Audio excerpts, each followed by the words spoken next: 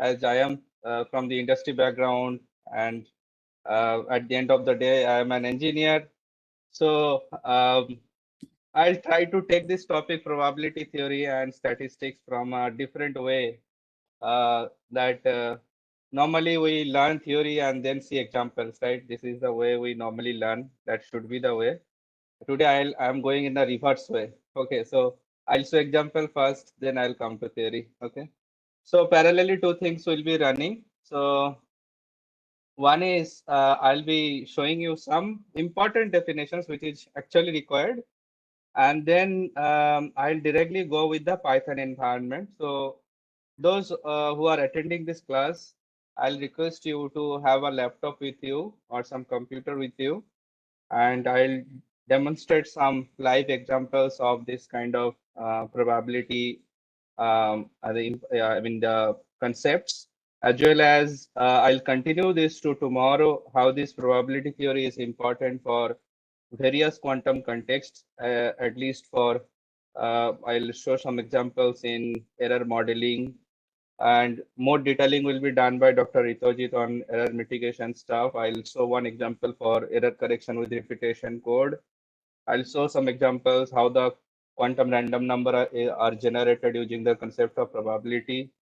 So although these are not intended, but I'll try to cover as part of this course. So I assume that uh, all of you have some background in probability theory, and because of the like the concise uh, timing, so basically, Srinivas, huh? yeah, sorry. Sorry, sir. I was on unmute actually. Sorry. Please continue. So so what we'll try to do is basically this covering the some of the important theories today, and then basically programming, and continue tomorrow on the quantum computing angle. So I assume that many of you have some background on the probability and statistics. If you have any problem in the basics, like the definitions of probability, axioms and all, events, the joint events and those definitions. So I'll suggest you to one lecture series. So the name of the subject is analog communication, although it's an application paper, but it's a very much mathematically rigor. So analog communication, it's an NPTEL course series, analog communication by Professor Gautam Das. So you can directly go to the lecture series, and there are, I think, some lectures, at least 10 to 12 lectures, especially focused on the probability theory fundamentals. Okay.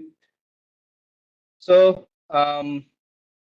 let me first talk why shall we study this subject at all, like this probability and statistics, and how they are actually they are related to this quantum computing specifically. I am not covering the quantum physics. There are obviously a lot of uncertainty principle, how they are related and not. So I'm covering specifically to this quantum computing angle. So let's take some examples. Suppose you have a quantum state, it's I, right? And we have seen the definition, like even if it is a two-level system, and by definition it has some probability of occupancy in the state 0 and some probability of staying in state 2. And how do you know this probability amplitudes alpha and beta? So basically when you do measurement in the computational state 0, so basically 0 is a vector quantity. So basically what you do the dot product, so alpha dot product 0 times 0 plus beta dot product 0 times 1. So this part is 0. So you are getting, so 0 dot product with 0 means same vector. So it's a unit vector. So it's 1, and you are getting some alpha. So if you compute the square of this, so you get the probability of that particular quantum state in state 0. Right. So of course, even if you define a quantum state among multiple basis set, like a superposition, right? So sorry, 1 minute. Yeah.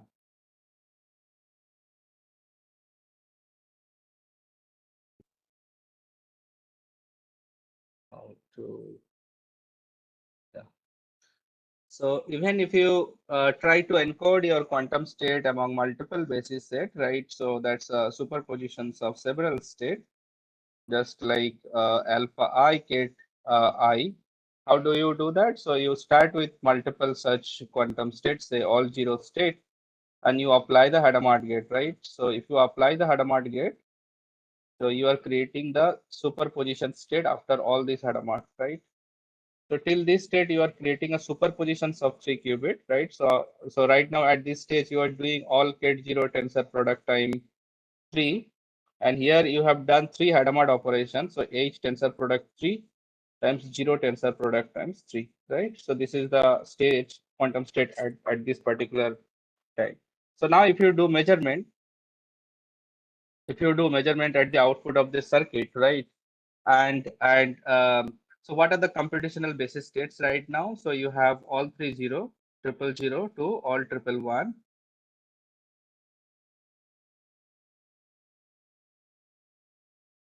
Kindly comment on the result alpha 0 times 0. Alpha 0 times 0. Okay, what is that? Let me see. Okay, this one you are asking alpha 0 times 0 times 0, right? So 0 is what? 0 is basically it's a vector, right? And in the linear algebra classes, I covered this thing. So 0 is basically 1, 0, right? So, and you are doing a dot product between 0 and 0. So it's norm of ket0 is what? Norm of ket0 equals to 1. It's a unit vector, right? And then basically dot product of the same unit vector. So basically you are doing a 1, 0 times 1, 0.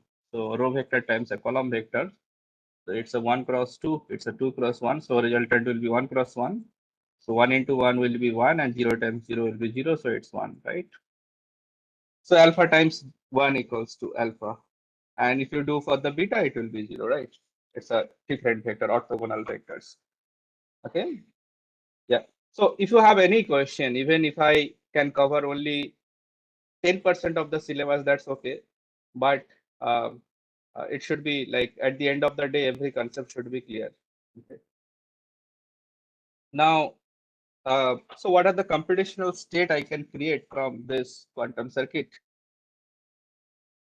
So I start with 3 qubits at the state 0, 0, 0, and 0. And so I apply simply Hadamard gates, right? So Hadamard gate does the superposition state of all these 3 qubits. So by doing the 3 qubit superpositions, what are the available computational bases? 0, 0, 0, 0, 1. Then the third one will be 0, 1, 0.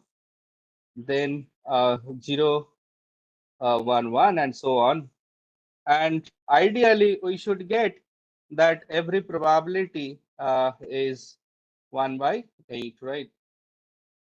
So because there are 8 such states, and it's a superposition, pure superposition state, so each of this should have a probability 1 by 8, right? So that means each such alpha I should be equals to 1 by 8. But it does not happen. So because there is something that is called the noise, right? And that noise has many sources, right? So what are the sources? They can be inherent from the coherence loss of the quantum gates. So they can come from the quantum gates from because of their coherence loss. There may be depolarization noise. There can be bit flip noise. There can be phase flip noise. There can be quantum measurement error.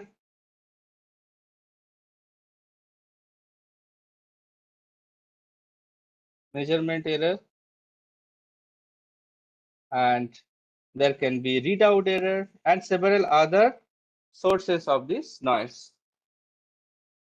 You're correct. It will be 1 by square root 8. Correct. So actually, I mean, alpha I would be 1 by square root 8, but alpha I square, the probability 1 will be 1 by 8, right? So it should be alpha square. Correct. Thank you for this information. So now, there are several errors which are coming from the physics. Some of the errors are coming from the engineering side. For example, ideally these gates are unitary gates, right? Say for example, the Pauli X gate, sigma X gate. So, and the definition is your 0, 1, 1, 0. So mathematically, there is no problem with this particular gate. So there is no error from the physics side or the mathematics side. But when we implement this gate, what we do typically, suppose there is a superconducting chip, okay, or some other maybe interrupt technology that is different. And in that particular qubit structure, you are applying some pulse signal, okay, and that will effectively do some operation like the Pauli operation or the controlled operation, some operation. Say it does the C0 operation, right? What is C0? C0 is this operation. So 1, 1, 1, 1, all rest are 0, okay?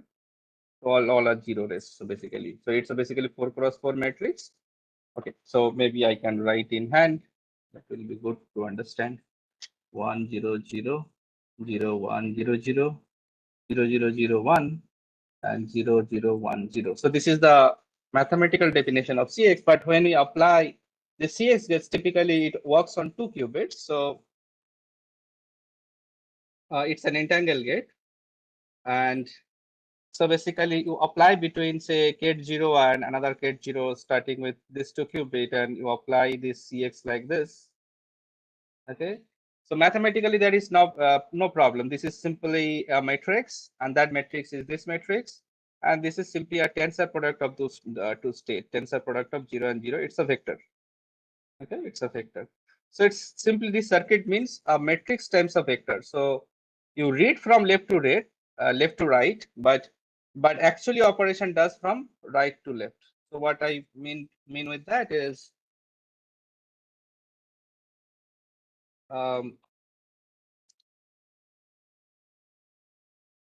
suppose this matrix is say the matrix name is Cx, and this vector is say Q, ket Q. Okay, that is basically a tensor product of 0 and 0. Okay, and in the linear algebra class, I have defined what do you mean by 0 and 0. Okay, so now this works as this matrix times this vector ket Q. This is mathematically works from right to left, but the way we design the circuit from left to right. Okay, so there is no problem when we see this problem from the mathematical angle, but physically this operation is what you are applying to pulse signals to physical hardware, to source, say this one and this one. This is your Q0, this is your Q1, 2 qubits, and there might be several sources of error. When you are applying these sources together or not, there is time delay or not, these physical qubits are totally noise free or not. Okay, when you are applying the pulse signal, they are acting properly through the waveguide or not, their amplification rate. So there are a lot of sources of uncertainty there, right? So accordingly, our expected result we won't get from this entangled gate between this 0 and like these things. So for example, the Bell state you normally apply a Hadamard here, and you are expecting to get some state like gate 0 and gate 1 1 by 1 by square root 2. So this is your Bell state, right? This is your ideal Bell state, right?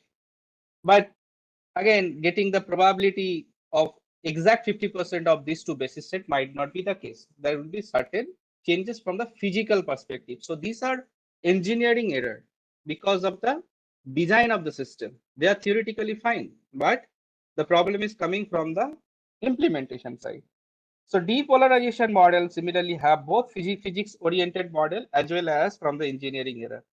Bit flip and phase flip, these are the error when you design your information from the information theoretic way, like you represent all your information in the 0 and 1, and there is whether your information is changed from 0 to 1. This is called bit flip error.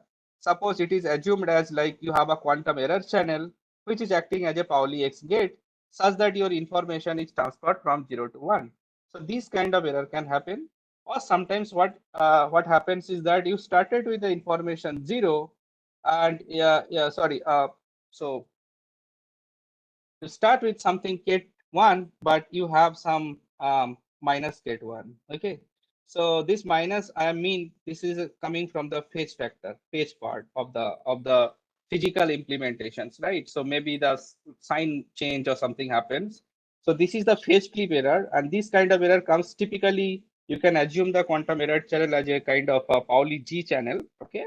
And this kind of error is very common from the information theoretic part. Similarly, when we do measurement, so this is coming purely from the physics side. So even if you have taken the basic quantum physics session and there are Stern-Gartlett experiment, you have seen that after doing the repeated measurements, how some of the experimental results are coming n1 by total n and another n2 by total n. And because, I mean, this is a silver atom test and all, I'm not going to the physics part, but you can connect how this quantum measurement error is coming from the physics side.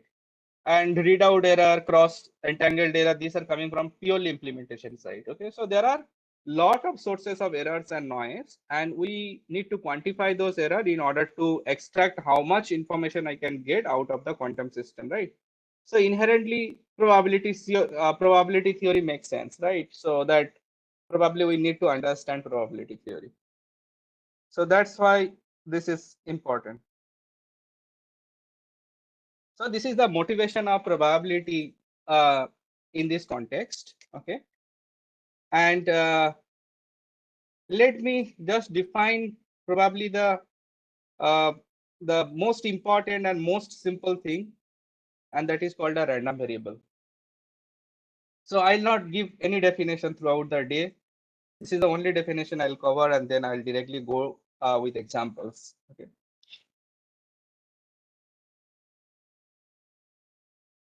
So I'll be sharing a note, and that note is prepared based on several internet resources. I did not get time to make them proper. So if there are some typos and all, please reach out to me. Okay. So I mean, that has no relation with what I'm just covering right now, but that is just for your preparation. Okay. So when we are when we are taught the probability theory, and initially what is taught is that we do some experiments, and that experiments had some outcome, and we do not know which outcome it may appear, right? But what we know is that if we do that experiment, we know the possible overall the total set, right? Total set of outcomes. For example, if you toss a coin, you get head and tail. If you toss a die, you can get one out of the 6 number. So either 1, 2, up to 6, right? But if you six-sided die, if you six-sided die, if you toss, you may not get a number 7. If you toss a coin head and tail, you won't get anything other than this, something like that, right? So that means the overall outcome is known to you, but out of that, which will appear, we don't know. So there is an uncertainty of one outcome. So individually, among all those possibilities, each individual experimental outcome, we call them as event, right? Now, this particular event is mathematically is not concrete. Mathematically, we it doesn't mean anything. So it's an abstract phenomena. Okay, it's an abstraction. So we need a tool, mathematical tool, to define what event means. So suppose a set of event, that set of event you say S, okay? So basically it's a total set of events, and H is an element, say H belongs to, H is a subset of it, P is a subset of S, right? And null set is always a subset of the overall set, right? So now what we need to do is we need to define a mathematical way of events, and because that is important, because when we do experiment in across subjects, not only quantum theory, in communication, signal processing, and everywhere, so we come across several events and we need to quantify that event. So the mathematical tool that maps this abstract event to the real axis.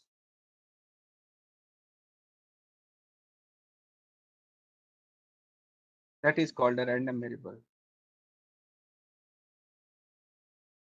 So it's not a variable, it's basically a function. It's a tool, it's a mapping tool, it's a function which maps the abstraction to the real axis. For example, if I toss a coin, I get some head and tail.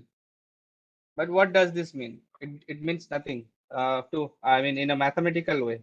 So if you repeat this experiment, you say that I approximately I get probability of head equals to half and probability of tail equals to half, either through axiomatic definitions or by frequency counting. Frequency counting means how many events are there divided by total counting. Similarly, you can use axiomatic theory that you toss a head and you get n1 times out of n experiment. You get a tail n2 times out of n experiment. Now you limit this n tends to infinity. You see this is roughly coming equals to this and this. This is the definition we have learned, right? So this is the axiomatic case, and the event-wise definition is the total number of head is 1 and total number of event is 2. So it is have something like that. But let's map this to a real axis, something like this. Say -1 and 1. So in typically in quantum computing, we'll have this event set to be complex. So basically, these complex numbers, right? Alpha and beta are complex numbers. But still, this alpha and beta complex number, whatever you get, right, you are doing basically square of that, right? So when you do alpha star alpha, right, or the beta star beta, beta star beta, you effectively reach to the real set when you are measuring the probability, right, alpha square and beta square. So now basically, so instead of head and tail, now this is your x-axis or the real axis where you have -1 and +1. In communication, typically these are the BPSK symbols, right? Binary phase shift keying. So these are typically used, right? So -1 and 1, and you associate with some probability, right? So, and the probability is this half and half. These are the probability values. This is say 1. So you map this x-axis, right, as a real axis. Sometimes we call them this event in general as we represent events in terms of algebraic notations like x1, x2. So for example, x1 is basically you are representing head, and x2 you are representing tail. Similarly, for the dice, there are xi, and xi has basically how many possibilities? There are 1, 2, up to 6. These are the possible sets. Then we call this x1, x2, and xi as the random variable. And the probability that we get, that is probability of the head, that is x1, and the x1 equals to say probability of getting head x equals to -1 h half, and probability of getting x2 equals to so you can directly, instead of this x1 and x2, you can directly say x as equals to +1 equals to also half, where this x is basically it has two possibilities, either +1 and -1. This is already I have defined them as +1 and -1. Unless otherwise, you can take x1 and x2 where they are the element of the random variable capital X. So you can represent. So similarly, when you have a composite quantum system, and that composite quantum system had, say, for example, say you have a quantum state Q, and that quantum state has some values, say alpha 0, 0, 0 plus alpha 1, 0, 1 plus alpha 2, 0, say 1, 0, and alpha 3, 1, 1. This is the a quantum state represented into the two basis set, right? Like the 0, 0, 0, 1, 0, 1, 1, 0, 1, 1.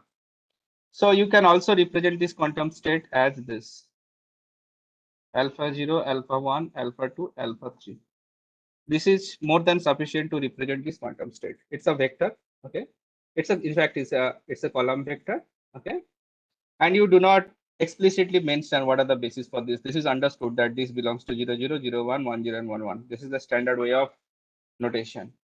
Now, so that means the probabilities are basically alpha 0 square ideally, alpha 1 square ideally, alpha 2 square, and alpha 3 square, right?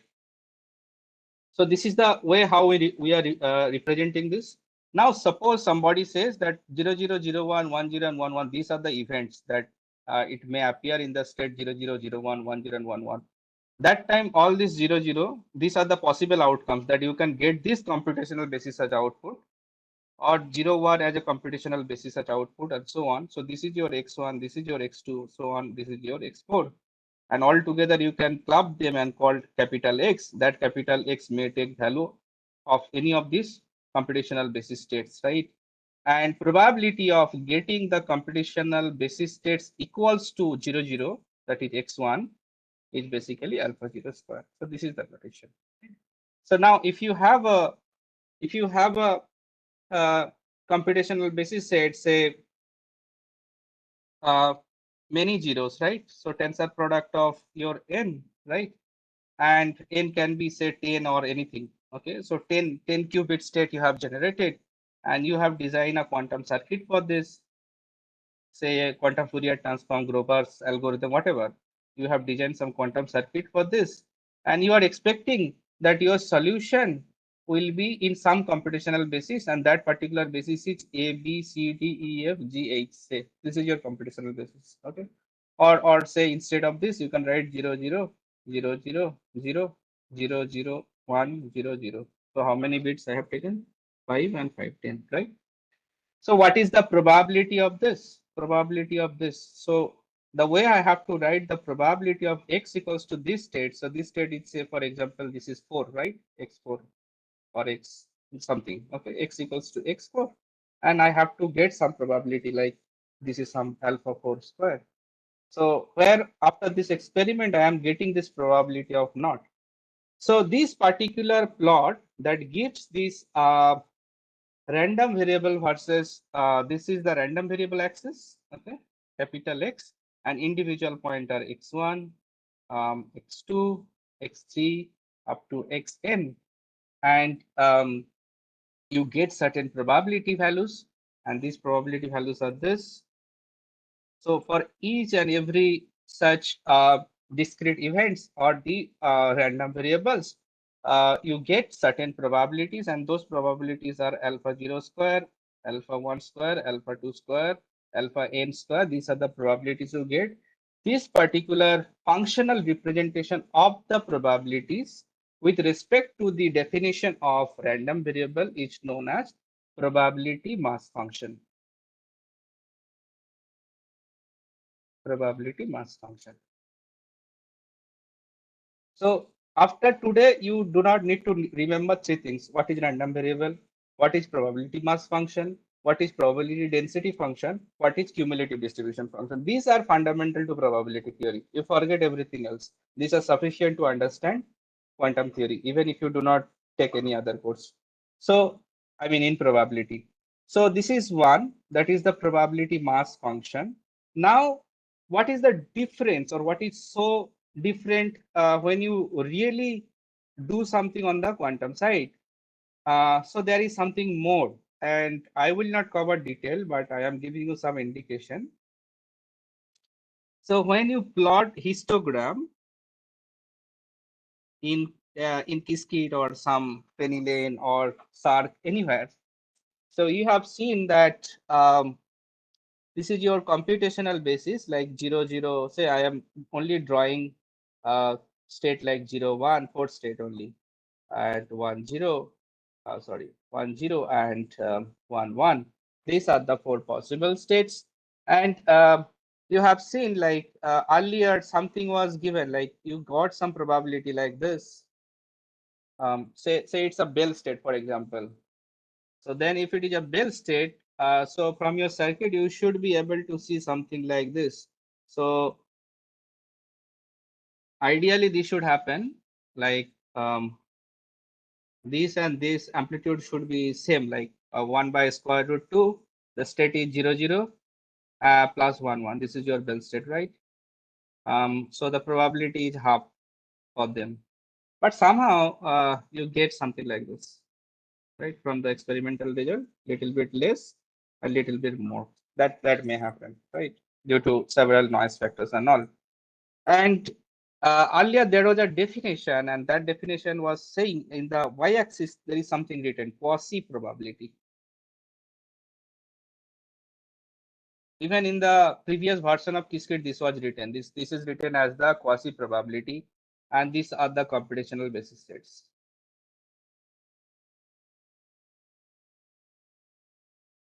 Basis states, right? So computational basis states, from the probability notion, they are simply random variable. Okay. As soon as they have some randomness. Okay. Now, from linear algebra class, when I was just covering, I was just teaching last week. All these things are typically column vectors, right? So I will call the same phenomena in different way. Now they are simply random variables, and they have some associated probabilities. Okay. Suppose the probability of the first one is P1 and the probability of second one is P2. Theoretically, P1 equals to P2 equals to half for the Bell state. Okay. Now, in the earlier version of Qiskit and other software, you will see this y-axis is written as quasi probability. Now, what is quasi probability? Why it is not probability? Okay. So let me give you some indication, although I'll not cover the detail. So what probability postulate says?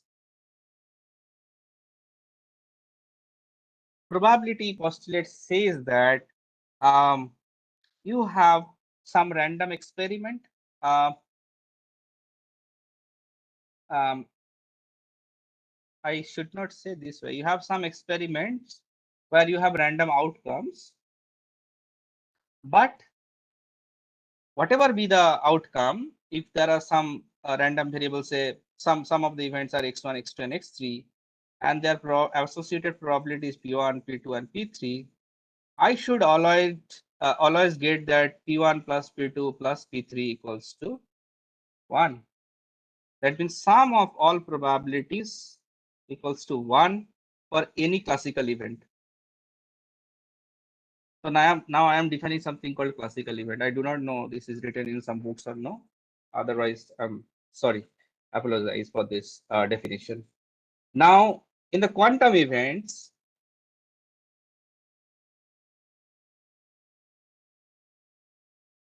these postulates may fail. That means you may get some probability value as negative, less than say.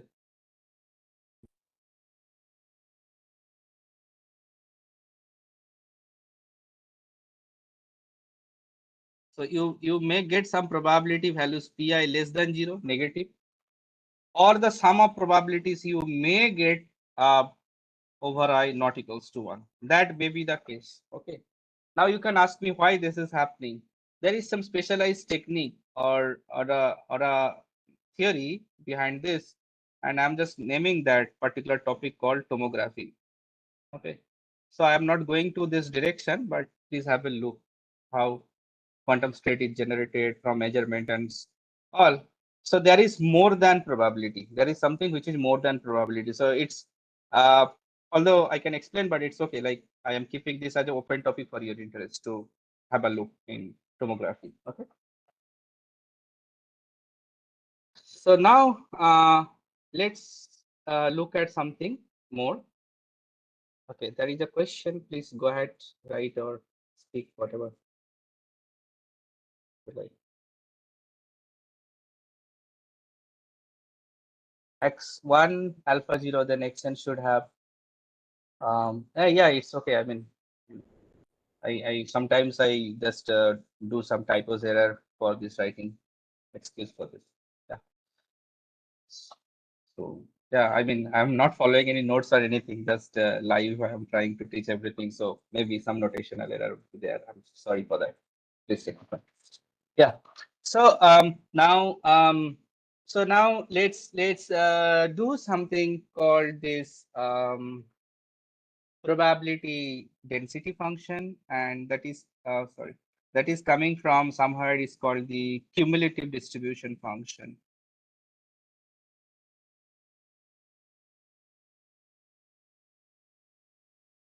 Cumulative distribution function. This is the CDF one. So earlier what we all did is for the discrete variables, discrete random variables, where your events are discrete and the associated probability, right? So you have random variables which were discrete random variables, and we have seen the probability mass function for that PMF. Now we'll go for the continuous variable, because any natural things, if there is some uncertainty, that is continuous, right? For example, change of temperature in a day, that is a random quantity. It may vary, say, for example, today the temperature may vary between, say, 30 to 35 degree, but exactly it is difficult to say, right? So exact things we are saying after doing measurement, right? But the physical or natural changes or uncertainty is always continuous. So to define the probability notion for the continuous variables, we need two more tools. One is called the cumulative distribution function, and another thing is called the probability density function. Probability density function, or this is known as PDF. So sometimes people say probability distribution function. That's a wrong way of saying. It's a density function. Okay, probability density function. Why it is called density? I'll come. And why these two distribution are also important in quantum information theory and quantum computing, I'll also give some indication. So the first part, the CDF. Okay, so I mean, I shouldn't show the definition, but I need the definition to do these things. So suppose there is a continuous variable, and I say, okay, I define some function f of x, which is the probability of x less than some value, say small x. Okay, so what does this mean? That suppose this is the axis, and this is the axis for all the random variable capital X, right? And this capital X is now continuous, right? So it can take any value, right? Now, if I pause here, which is a small x, okay, and there is some function, okay. So basically, say this is the function. This is the distribution function, some distribution function of happening this particular random variable. Okay. So then I define, okay, so up to this x, what is the probability? So this is basically some notion of probability where you define the probability. Say something is happening from infinity past. I do not know what at infinity what was the case, but I want to count till up to minus x, right? So it is better to define something like this. So between, say, x1 and x2. So these are two distinct points, x1 and x2. So the definition of f of x is that from some remote past to some x, okay, this is x. And obviously, as I do not know what was their infinity, so basically that is 0. And if I calculate up to infinity plus infinity, that will be 1. Okay, so cumulatively, you are adding all the probabilities. And then basically it is also monotonically increasing and decreasing, so that part I'm not covering, so that's okay, like that you can prove it. But what is important is that you are trying to compute this to probability such that between 2 points, say x1 and x2, and this f of x between x1 and x2 will be equals to probability of x less than, say, equals to x2, right? If x2 is more than x1, if that is the case, probability of x lesser equals to x1, right? So it's a difference, right? It's a difference. Okay. So now if I get some indication of the uncertainty, right, of a particular random variable which is continuous among the difference, and that particular domain is very high. I mean, that's extremely high, I do not know like where it originates, what the destination is, then what I do is basically, but the cumulative sum is 1, that is fine, there is no problem. Minus infinity to infinity fx dx equals to 1, there is no issue. Okay, now what typically we do that, okay, what I'll do, so because fx contains this entire information, so I'll do a derivative, and the derivative function I'll call as p of x, which is a derivative of f of x, because already, so whenever we get some, what is the definition of derivative? So that is a change of something, difference by the small, so basically f of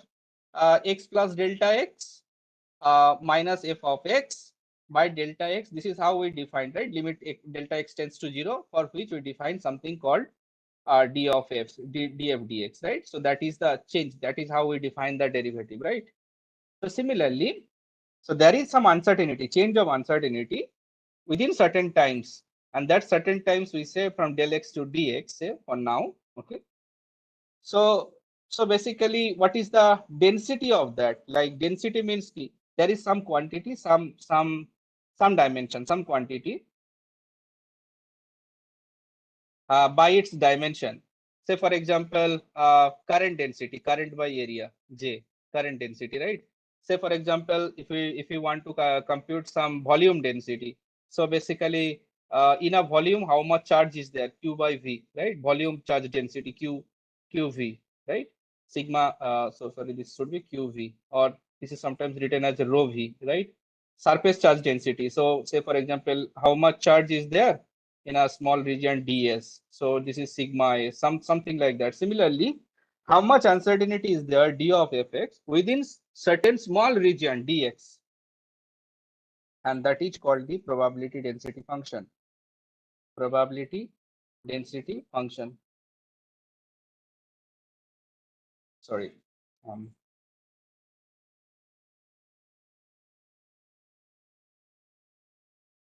some problem happening, just give me a second.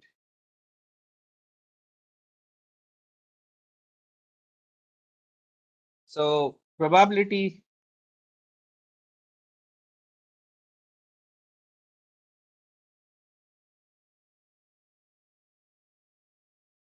this board sometimes give problem.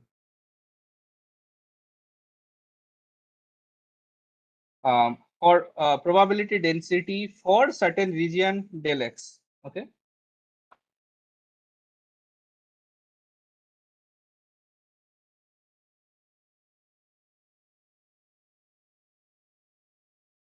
The smart boards are not enough smart. They often create problems. So I'm so sorry. Please bear with me.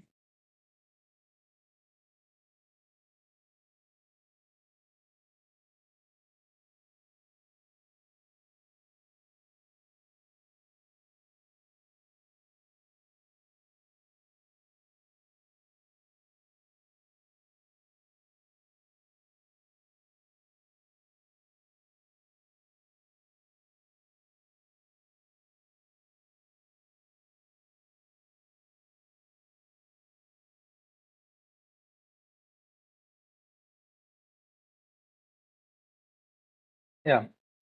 So so basically, what we did is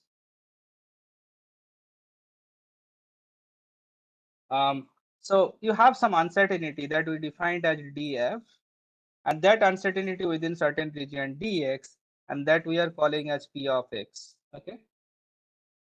So that means some change is there within certain dimensions, right? That change of dimension is dx. That's why it's called a density function. And the probability associated with this uncertainty d of f, if you want to calculate the probability, that probability is the integration of p of x into dx, right? So that means if you ask me that, okay, this is a random variable, right? And there is a huge changes, like where it originates I don't know, where it will go I don't know, but I have a dedicated region.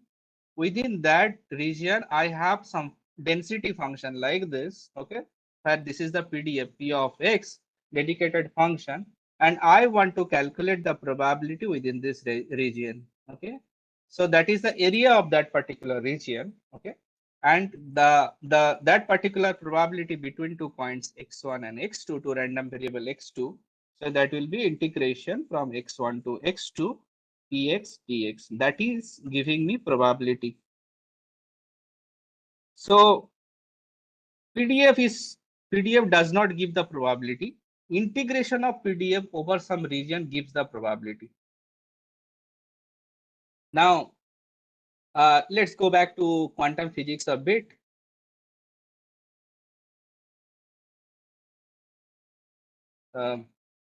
So, although I am not a person of quantum physics, so please bear with me. So, wave function, and they do have two typical types of wave function. One is two standard examples. One is the wave function associated with the harmonic oscillator. Another wave function is the Gaussian wave function, so that is concentrated within a small region. Say this is some time. So basically, let me. So this is the position versus the wave function psi of x. This is psi of x, and suppose this is x versus psi of x. So this is for the Gaussian wave packet. This is for the plane wave packets, right? If I'm not wrong.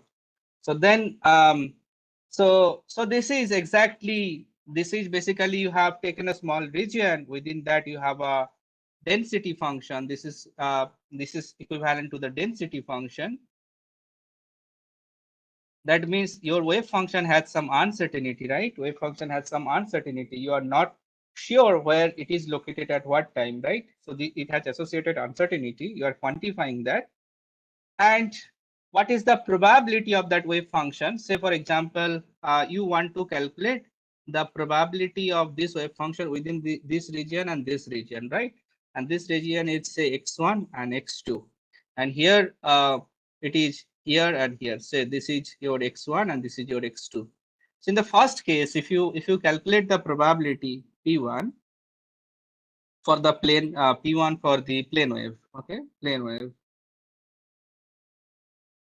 So this is your integration psi of x dx from x1 to x2, and they define psi x the density function sometimes in terms of the square of this. Okay, so I mean that's how physicists define the probability notion with the wave function. So there is a relationship among psi x and the probability density function. I need to check that. So, but that is the probability density function, and I need to calculate between x1 and x2. Now, this wave function is distributed within the region dx, and so it is not concentrated within the space domain x, right? So, even if you calculate this probability of getting this wave function within this region, so what are the integration values? This will be the integration values, means for square of these things, and then square of these things, and basically within this region x1 and x2 after doing the square, right? So this is not the full energy of the wave functions, right? Whether it is an electron or whatever it is not the full energy description. Now the probability P2 for this Gaussian wave packets is basically integration between x1 and x2, and this is a psi x squared dx. Now you can see you are almost capturing most of the energy of that particular wave function within the region x2. Hence, if the total energy of these two particular particles, or or the quantum mechanical phenomena, say they are equivalent, they are same, then you can easily say that P2 is basically more than P1 probability. So getting the Gaussian wave packets in the space within a certain region is highly likely more than the plane wave function, right? Because it is more distributed in the space domain, it is more localized in the space domain. So similarly, momentum domain, it will be just reverse of that. So this is how, from this particular thing, people came with the phenomena that is called the quantum uncertainty principle. So just if you do the quantum like any Fourier transform here, so this will be in the Fourier domain, it will be concentrated within a smaller region, and in the Fourier domain or the frequency domain, it will be distributed. So like, so this is how the wave function is located. That means how the probability is distributed. So this is how we understand the quantum uncertainty from the probability theory. Similarly, there is definition of the uncertainty from the linear algebraic perspective, like the commutation operation and all. So that is I am not going. Right. Okay. So sorry. So that means what we get is that so what is happening here?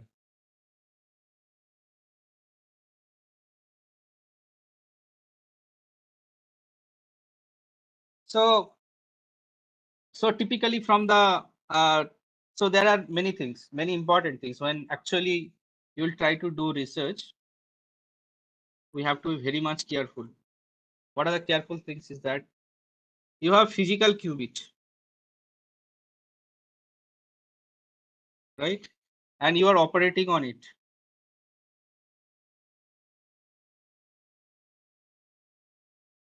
So you here your noise, any sort of noise that is happening with the physical realization, generation of the qubit, as well as control of the qubit.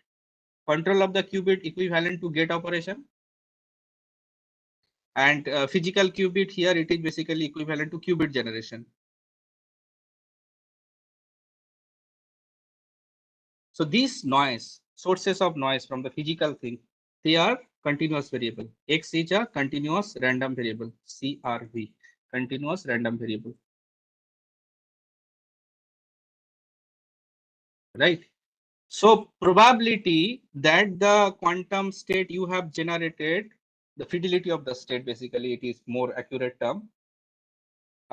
Theoretically, you expect 100% fidelity of the qubit, right? But there is an associate probability how much this qubit is a correct qubit. That is, the state of the qubit is a K0 state or not, right? So there is the uncertainty related, and that uncertainty is a continuous random variable. First, now when you do quantum measurement, right? That means you have created certain computational basis states, say 0, 0, 0, 1, 1, 0, 1, 1. And now this is the discrete random variable, DRV, discrete random variable set, and you are repeating the quantum circuits. You are repeating, so this is known as sorts, quantum sorts. So you are running the quantum circuits again and again, again and again. So you are getting some repetition. So this is repeated, say n1 times, this is repeated n2 times, this is n3 times, this is n4 times, and this is the associated discrete random variable, and that is coming from the measurement side. Now, so if you see closely, if I explain this correctly, that suppose you have two quantum states that uh, you want either a 0 state or a 1 state from experiment, and you know that you started with the gate state 0, and you applied a Pauli X gate, and you are reaching to quantum state 1, where X is basically 0, 1, 1, 0, right? And this 0 is basically 1, 0, and this 1 is basically your 0, 1. So this is the expectation. Your expectation is this. So theoretically, after doing the measurement, I should get this probability high, right? And this is a 0 theoretically. But practically what I get, some value here and some value here because of the noise, right? Now, there are how many events? There are two events, x1 and x2, right? So probability of what is the success probability that x2 will appear for n trials? So you are doing n trials. Your correct event is K1, right? So that we call a success probability. If success probability, if K1 happens, we say it's a failure probability. If K0 happens, right, and K1 does not happen, and the associated probability of success, that probability that you get measurement equals to K1, it's T, and probability that your measurement result will be K0, will be say Q, or sometimes because the total probability is 1. So because there are only 2 events, so you can also write it as P 1 minus P, right? Something like that. And if you repeat this experiment for n trial, right? So what is this distribution? Can anyone comment on the chat? What is this? This is simply a probability, discrete probability distribution function. What is that? What is the name of this distribution? You repeat n trial, and how many times you get this Ket1, right? From that, you can calculate the probability of Ket1. So what is the probability mass function with this particular settings? So two settings you can think. If n equals to 1, so this is basically Bernoulli distribution. If n greater than 1, what is that distribution? Name of the distribution is what? Anyone?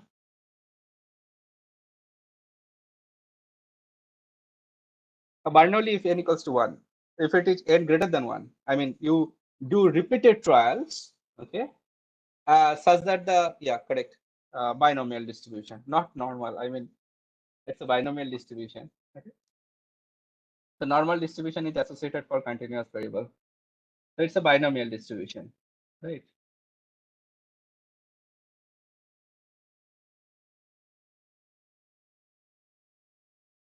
Now, if you know that it is a binomial, so basically, now um, instead of this two variables ket0 and ket1, that is basically x1 and x2 random variable, two settings, success and failure, you have more such events, so multivariate things, right? So x1, x2 up to xn, where each such x is basically can be realized, xi can be realized with some boolean, basically some boolean bit string, that is basically a 0 and n bit string. So that is a computational just notation, computer science notation, right? Yeah. So that means probability of some particular x, it basically you can relate with some discrete PMF, right?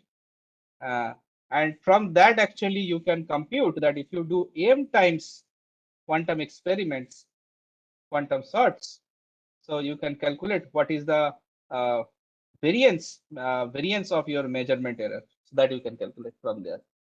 So mean and variance you can calculate. Once you know the PMF, you can calculate mean and variance of that particular thing. So this is how it is so important. Even it is a discrete random variable. But why this discrete random variable is coming? Because of the continuous random variable happening in the actual phenomena. But what? Because we are doing the quantum measurement, we are observing something, that particular effect as a discrete effect. So this is how continuous random variable or discrete random variable are so important in quantum computing. Okay. Okay, this is, I think, more than okay. So what we have learned, so we have learned what is probability, what is random variable, what is probability mass function, what is CDF, continuous, basically cumulative distribution function, what is PDF, and PDF is not probability. PDF is a density. Okay, these are the five important pillars, four important pillars of probability theory. And I'll take a 5-minute pause. We'll come back. Okay. If you have any question, please feel free to chat. And if you feel boring of this class, please let me know. Because I'm not purely from math, so if there is anything wrong, please let me know. Okay.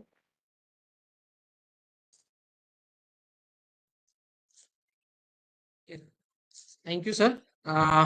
Meanwhile, I have some announcement for participants. So Yeah, please. we may continue uh, after just 5 minutes. So participants, it is all about the quiz one and quiz two. So quiz one will be live from 4 o'clock today itself, and it will be live until tomorrow midnight. Okay, so I'm requesting all of you to kindly attempt quiz 1 by tomorrow midnight, and the quiz 2 is also starting from today at the same time from 4 o'clock, just after the session ends. Am I audible clearly? Hello, am I audible? Your voice is broken, so can you just type that as well in the chat? Hello.